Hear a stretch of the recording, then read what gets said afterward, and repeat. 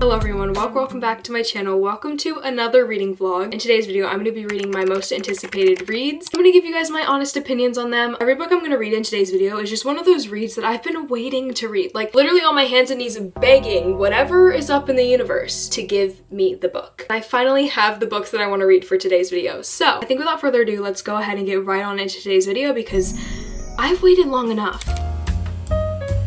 Because I hate when books make them hate each other in the first meeting. I feel like it's stupid. Like, of course. Also, I like listening to little rom-coms or romance books on audiobook. I just feel like it goes so much faster. I've wanted to read this book since the dawn of time.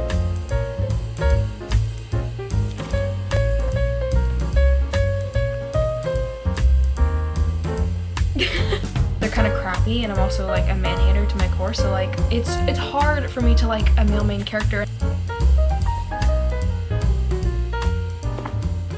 The first book I'm going to read in today's video is Say You'll Remember Me by Abby Jimenez. Guys, I love Abby Jimenez, okay? I read Yours Truly by her. I absolutely love that book. I read, what is it called? I read Just for the Summer by her. Absolutely love that book too. I just feel like her writing is very, very consistent. It's just like cutesy little fun rom-coms. But they also go pretty deep, so I really, really enjoy her books. I enjoy her writing, and Say You'll Remember Me is her most recent release. This book follows Samantha and Xavier. I believe that it's like they go on one date that's amazing and show-stopping, wonderful. What is that clip? Like that clip is literally what their date is. Talented, brilliant, incredible, amazing, show-stopping, spectacular, never the same, totally unique. Then Samantha's like, hold on. Pause. I actually can't be in a relationship right now. Yeah, it says Samantha is forced to admit the truth that her family is in crisis and any kind of relationship would be impossible. Oh, the end sentence of this synopsis is so cute. It says, and the only thing better than one single perfect memory is to make a life and even a love worth remembering. I've been away from rom-coms for too long now. We need to get back into it. Say Remember Me, that's the book we're going to be starting this video with. Let's go ahead and let's start reading the book. But first, you guys know the drill. I need to go make a matcha.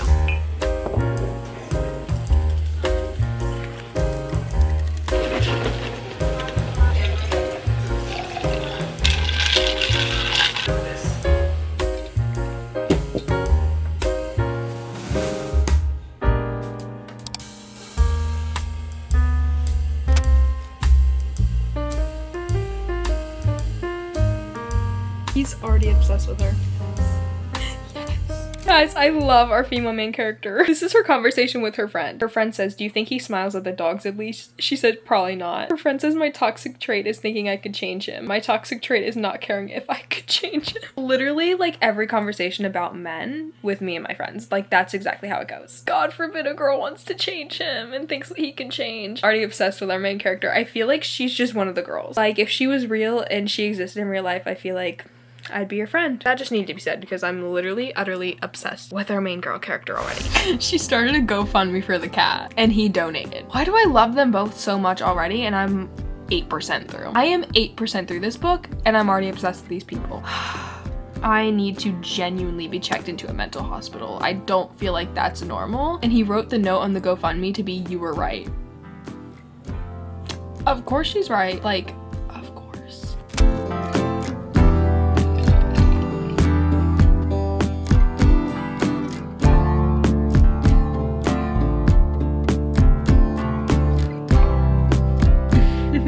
I glanced up at her. I was wrong. I can admit when I'm wrong. I underestimated the people of the internet. No, you underestimated me and how funny I can be, which is worse. Love her. Guys, we need to talk immediately. Okay, so there's already a few things that I like about this book. Basically, their first meeting is not as great as it could have been. They meet and it's not like they hate each other, which I actually like because I hate when books make them hate each other in the first meeting. I feel like it's stupid. It's like you just met this person, you don't hate them because they're a stranger. You can't hate someone if they're a stranger and you don't know them. This book doesn't do that, so I don't know why I went on that tangent. But what this book does do, the main characters, the way they meet is insane. Our one main character, Samantha, she finds this cat, she brings it into the vet, and she's like, hey, I don't know what's wrong with this cat. And he's like, oh, are you trying to keep the cat? And she's like, of course I am. And she finds out there's many complications with the cat, and the cat most likely will just need to be put down anyway. And then Xavier's kind of being like, hey, From a medical standpoint, this cat does need to be put down, but she like will not give up on the cat. I just think that is like, I love her for that. I love both of our characters already. There's already been a quote that I really like. Let me go back and find it. It says, "I did like dogs though. I liked all animals, but especially dogs. We didn't deserve them, and some people deserve them less than others." Me and my dog right here. Yes, I love all animals, but dogs are my number one. And then also, her best friend says, "What did he look like?" She asked. She said, like, if Ryzen from the Akatar series were a real person. Whoa. The first meeting wasn't that great, but he's literally like utterly obsessed with her already. They were arguing, but he was like, still his like internal dialogue and his internal thoughts were like, yeah, he's literally obsessed with her. So love that. Love a man who yearns. Oh my god. I like both of our main characters. I'm already liking where the book's going. I feel like I'm gonna really enjoy this, so I'm gonna continue reading now. I just had to sit and chat about the beginning of this book because no book that I've ever read has started off this way. And especially with the Rysand shout out. Like, what? Okay, I'm gonna continue reading now. I need to shut up.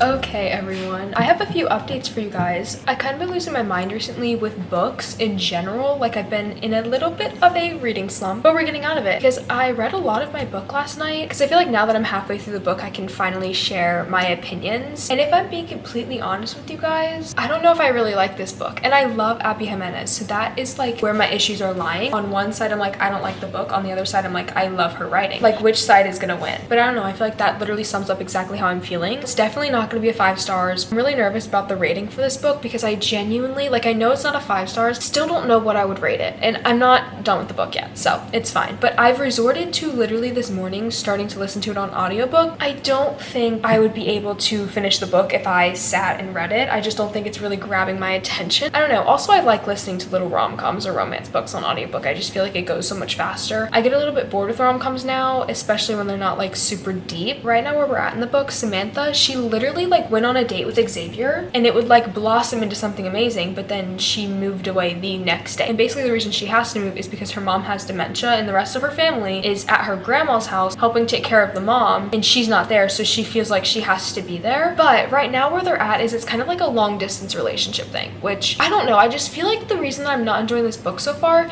is because I like slow burns. I don't like a quick fast-paced romance. Like if you guys know you want to end up together and we're like 10% through the book, what's the point in finishing the book? What is the point in reading it at that point, honestly? And I'm sorry, okay? I don't know, those are just my personal thoughts about the book. I'm gonna continue reading it though because I have a good chunk to get through. I think I'm like 50% through right now. I think that's why I stopped. I stopped reading it at like exactly 50% today because I was like, I need to update you guys before I get any further through the book. And with all that being said, I think I'm gonna go change because I wanna watercolor. I'll probably listen to the audiobook while I'm doing that. And that's pretty much the plan.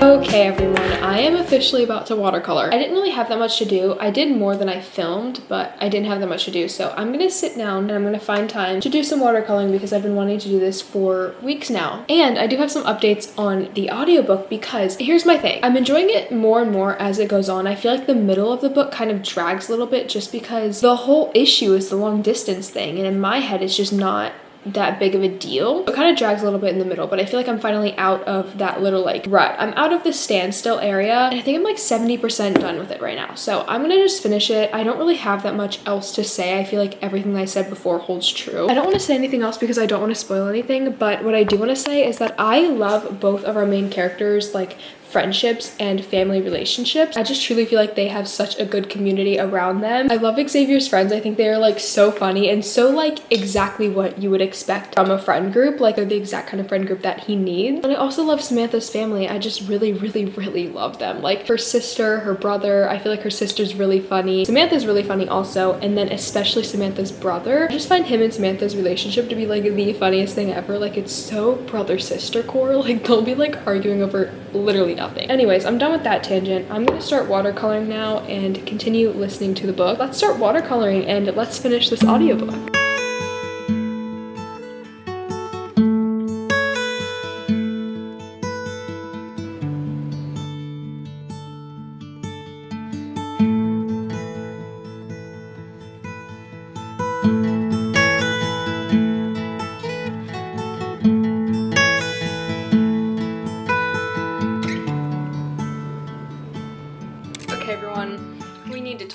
Okay, we've never needed to talk more in our lives. I finished Say You'll Remember Me by Abby Jimenez last night, and I have a bone to pick, or 2 bones to pick. Like, by the time I'm done having bones to pick with this book, I will be able to build a full skeleton. Let me start off with prefacing. I love Abby Jimenez's writing. This does not change the way I feel about Abby Jimenez. Now, what I will say is I love these characters. I just don't know why they thought long distance was that big of a deal. Truly, why are you acting like one of you guys are moving to Mars? They were also a very insta-lovey couple, okay? Like, truly were obsessed with each other and in love with each other before they even knew each other's last names. I was like, you guys don't even, like, you couldn't tell me how many siblings she has and you're already in love with her?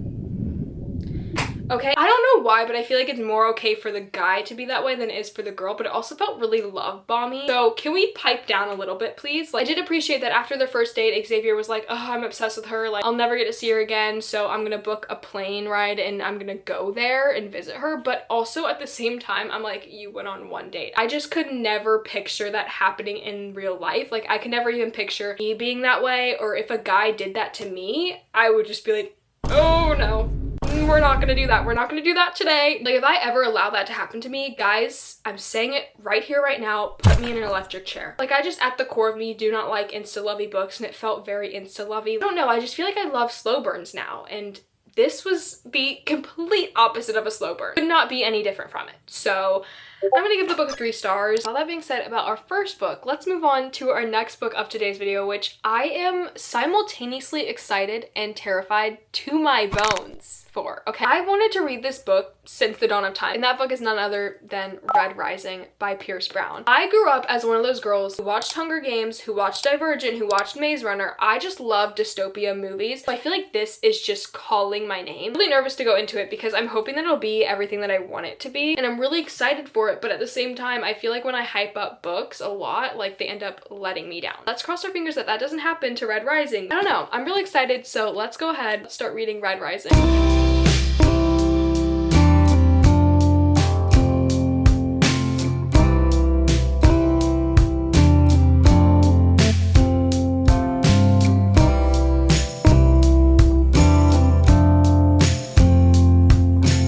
It says, Io says the laurel is the carrot the society dangles, always just far enough beyond our grasp, just enough so we know how short we really are and how little we can do about it. We're supposed to be pioneers, Io calls us slaves. I just think we never try hard enough, never take the big risk because of the old men. This is crazy. The beginnings of this book feel like I'm reading the Hunger Games, where like each of the like different pillars of society are happening. And obviously our main character we're following is at like the lower pillar of society, and he's one of the reds, and then the golds are like the elite pillar of society. But a few plot points that I know are going to come up later is that he's working underground in a mine right now. Everyone gets married off super young, so he already has a wife, and I think they got married when she turned 16, which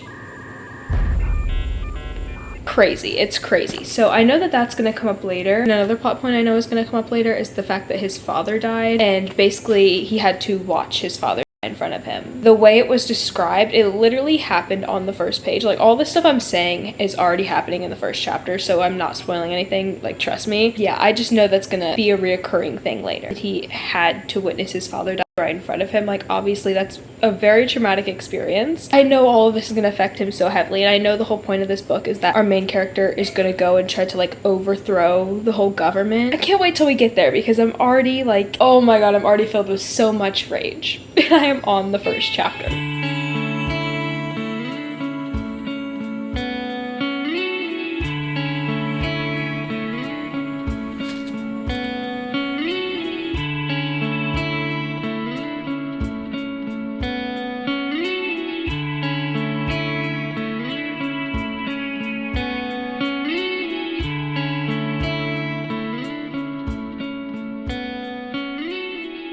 Guys, they are so young, but you can tell that they love each other so much. Like, I don't know how to describe it, but I love his wife. I'll take his wife. Don't try me, okay? Because I love her so much already. She's just very blunt and honest about things. First, I was like, I don't know about the relationship because obviously it's a forced relationship because of how young they are. But you can tell that they are both very, very just like, I don't even want to say like mature people because that's like, no. Like, no. You guys are so young. In my mind, I'm like, I feel like they both just kind of still make sense together. I'm worried that something's going to happen to one of them or that they're not going to be together, like at the end of this book. Part of me is like, that makes so much sense because they are so young and it's a forced marriage. But at the same time, I really like Io. Like, I really like her. I don't know what else to say about that. I just feel like she's so blunt and I love it. She says, your father was born careful, obedient, but were you? I didn't think so when I married you. The others say you are like a machine because they think you know no fear. They're blind. They don't see how fear binds you. And this is like them in an argument.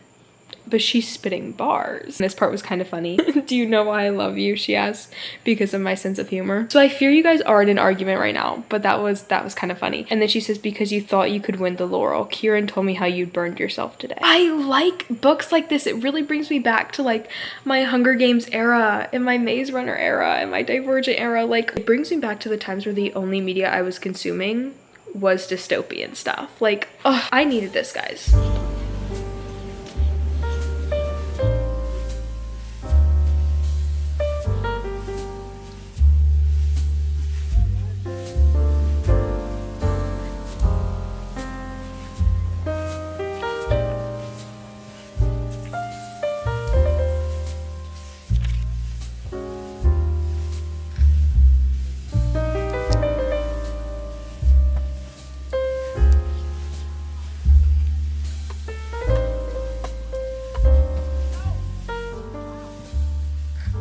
I'm gonna be completely honest with you, it has been, I think, like 2 weeks since I've updated you guys on my book, and it's like a really sad thing because the book is not bad, I'm just going into a reading slump. Let's just start there, okay? I feel like I've been going through a reading slump, but I finally have started reading the book again. So, I of course have some updates for you guys on Red Rising. Everyone who's read this book will not shut up about it. Like, this is a universally loved book, okay? So I feel like scared to say honestly anything about it, but I am happy to report that I am enjoying the book a lot. And it honestly kind of sucks that I went through a book slump because it has nothing to do with this book. I don't know, it's just weird because I feel like I can't pick up a book right now and like actually read a page.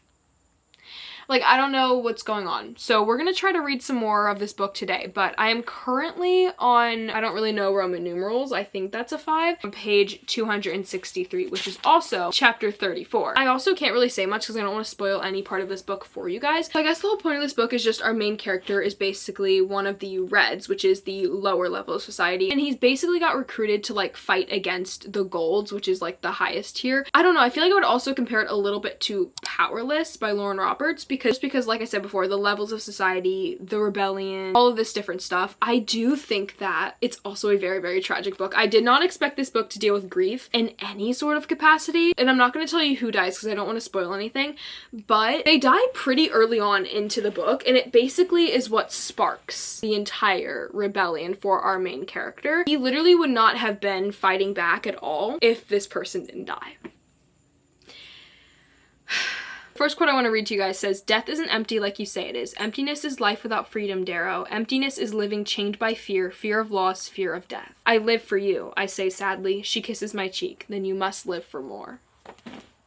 Then you must live for more. Anyways, those are basically all of my updates for Red Rising. I'm going to continue reading this book. Hopefully I can finish it tonight because I only have that much left. My hopes are set really high, especially for a girl who has been in a book slump for like 2 weeks now. I just started reading this book again today. So my hopes are set really high for finishing this book tonight, but I really think that I can do it. We're going to continue reading Red Rising, and I will give you guys some more updates in a little bit, okay? Updates to come soon. Don't you worry.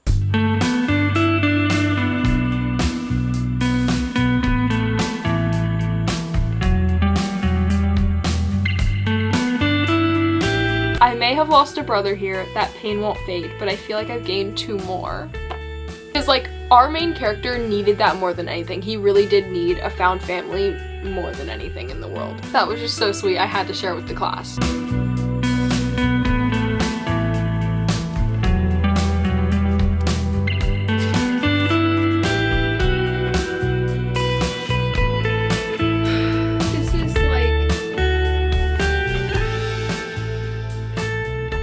Hello everyone, I now have a few updates on Red Rising. I sat in the cabin for a little bit to continue reading the book. I am now on chapter 42. I am so close to being done. I literally have this much left. I'm so nervous. Okay, my bones are quaking. So I'm nervous to see how the book ends. Like, I know in my heart that it's gonna end okay, but I feel like even since like honestly chapter 4, nothing has been okay. It's not like I'm really happy for this ending. I'm happy that like the society will probably be overturned, you know, we're like figuring things out. It's gonna end up good.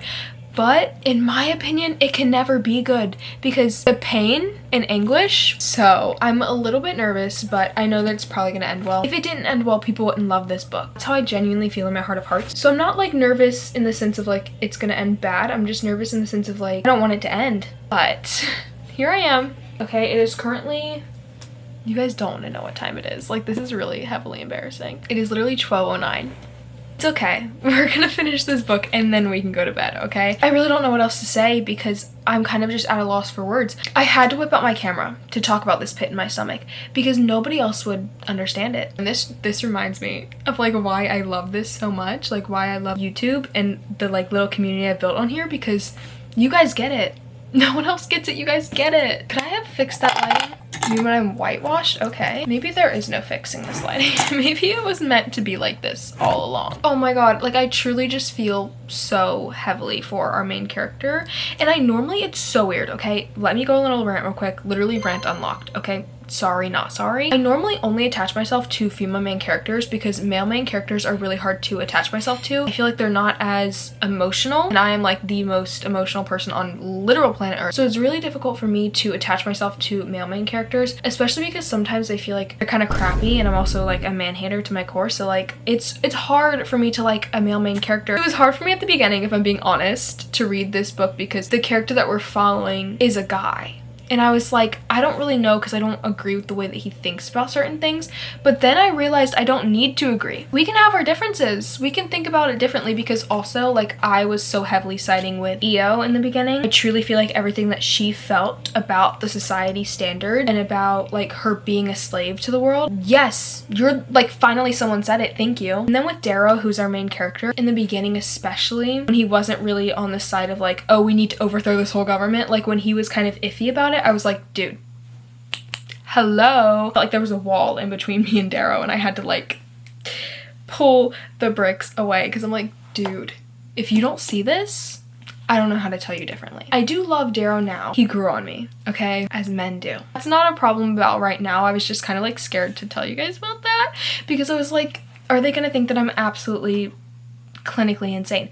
Yes, I am. But I actually think that he's a very good main character and very fully fledged out. You guys know I hate characters who are half done. Like the first thing I look for in a book is to be convinced that these characters are real. Like I literally want to be reading the first chapter and think that these people exist in the real world. Which is also funny because this takes place on Mars. I'm going to continue reading Red Rising because I have just a little bit left and I need to stop yapping about it and just finish the book. So I'm so nervous, guys. I'm so nervous. I'm so scared. I'm so nervous. Oh my god, it feels like my heart just got thrown out there. Guys, it says they knew I was something dangerous, something different. Sooner or later they had to know I would snap and come to cut them down. Or perhaps they think I'm still a child, the fools.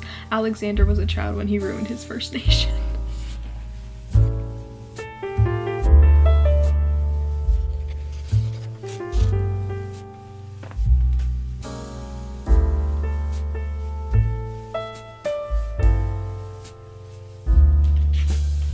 It says, I've stood where you stand, I won my year, but loyalty isn't found in these halls. It is the way things are.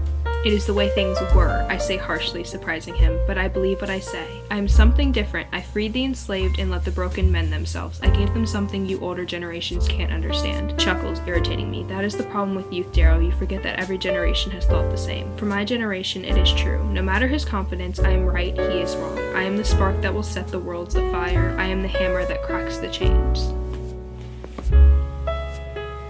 Yes, you are, Darrow. Yes, you are. Another quote that I have to share, literally on the same chapter, like a page difference, it says, my heart thuds in my chest, so much pain. I had thought it would be over, but not all scars heal, not all sins are forgiven.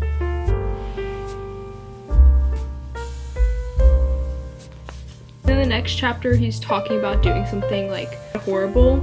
And he says, like, never, I can never do that. I'm still a red at heart. my god.